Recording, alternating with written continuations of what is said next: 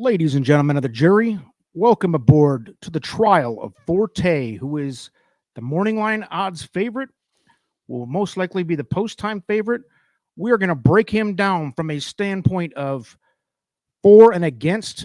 I'm playing the role of for. Matthew DeSantis joining me tonight is playing against. Matthew, how are you tonight? I'm doing well, and you're talking to a guy who one time signed up for the LSATs. So get ready for some impressive legal arguments from someone who almost took a test to get into law school. Well, as intimidating as that is, let's jump into the opening statements here. As intimidated as I am by your previous statement there, this should be the easiest 10 minutes of my life. I'm just going to say that up front. From the Breeders' Futurity to the Breeders' Cup Juvenile, straight to the Fountain of Youth and Florida Derby, he's done nothing but win. Mostly easily.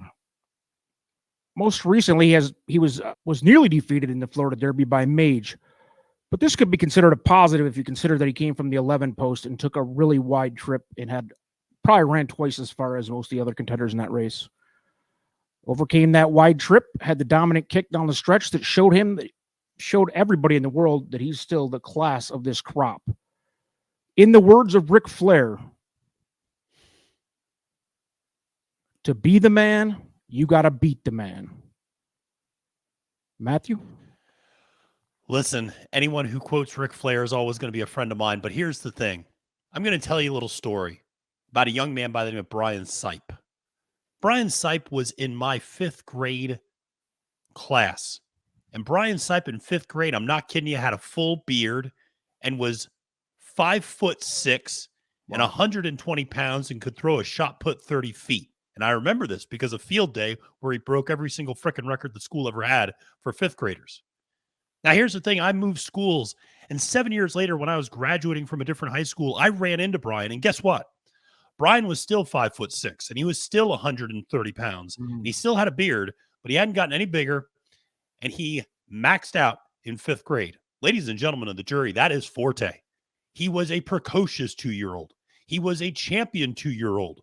But guess what he's done as a 3-year-old? Declining speed figures from his Breeders' Cup victory to the Fountain of Youth to the Florida Derby.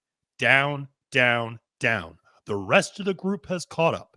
His trainer, Todd Pletcher, I'm sorry, I must have something in my throat, chokes on big days. Whoa. 2 for 62 in the Kentucky Derby. The least winning big-time North American trainer in the Breeders' Cup. This is what you're going to put your faith in at 3-1 in the morning line? No, thank you for Forte. Now, well, first of all, in the interest of fairness, we are going to give each side the opportunity for a rebuttal.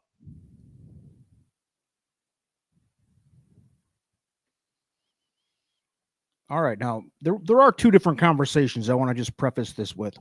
Number one is he the horse to beat? Number two is, are you going to bet him? That's two different questions. I think that it's important to point out here.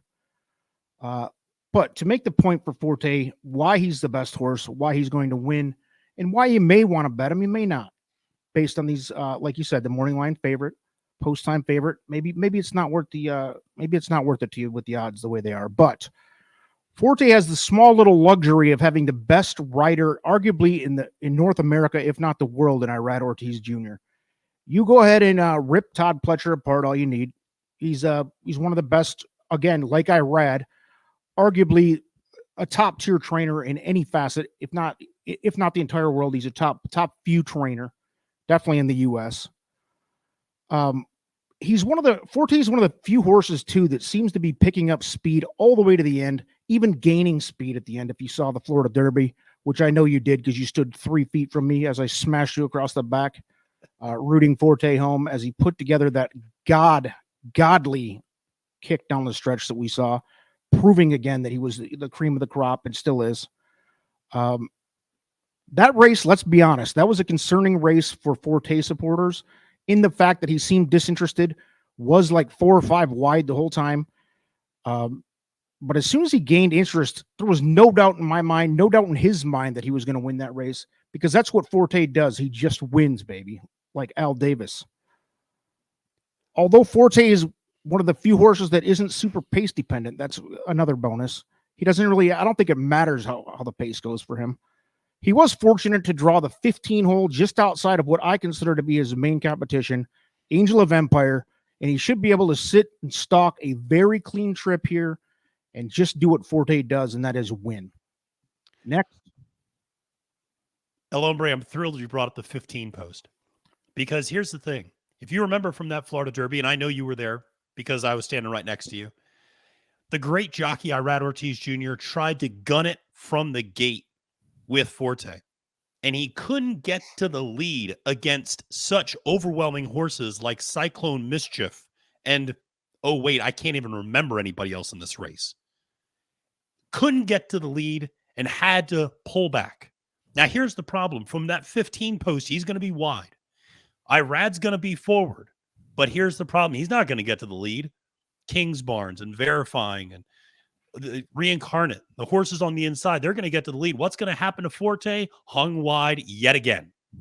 And now we're going 1.25 miles. Here's a problem. His sire, Violence, average winning distance of his progeny, 6.6 furlongs. We're going 10 furlongs, baby. Not a great statistic there. The best horse that Forte has beaten as a 3-year-old is Mage.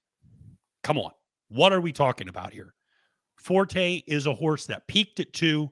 I want no part of it 3 in this particular race. And I think he's going to get strung wide, and I think he's going to fade down the stretch. Now, we've both made our opening arguments. We've both rebutted. Now it's time for the closing arguments from both sides.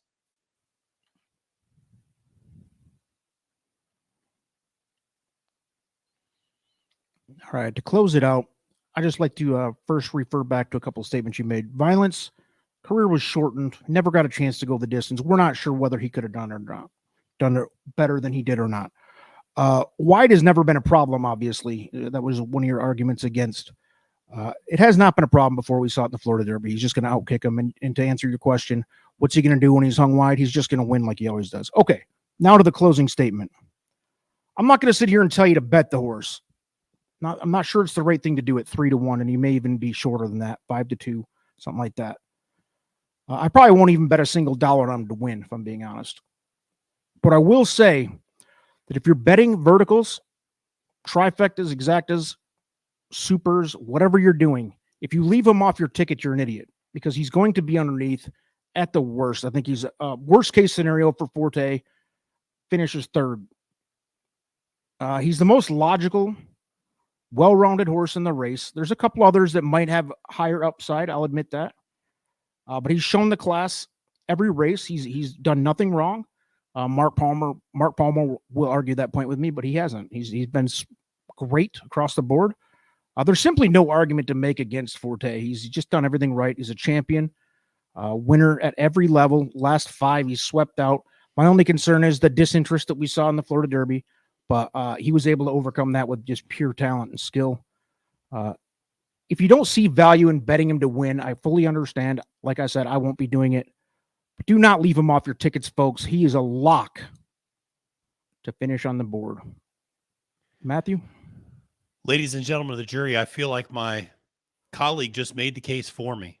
Basically told you he's not going to win the race. So what are we even talking about here? The case against Forte is very straightforward. Even his supporters are saying he might not be good enough to win. He was a champion 2-year-old who has declined in production as a 3-year-old from a speed figure standpoint, and he runs for a trainer who has not hit the board since 2018, despite having millions and millions and millions of dollars at his disposal in terms of his owners, Mike Rapoli being one of them. He's got a pedigree that suggests that it could be an issue going to 10 furlongs. I don't think the caliber of horse he's faced has been particularly good as a 3-year-old.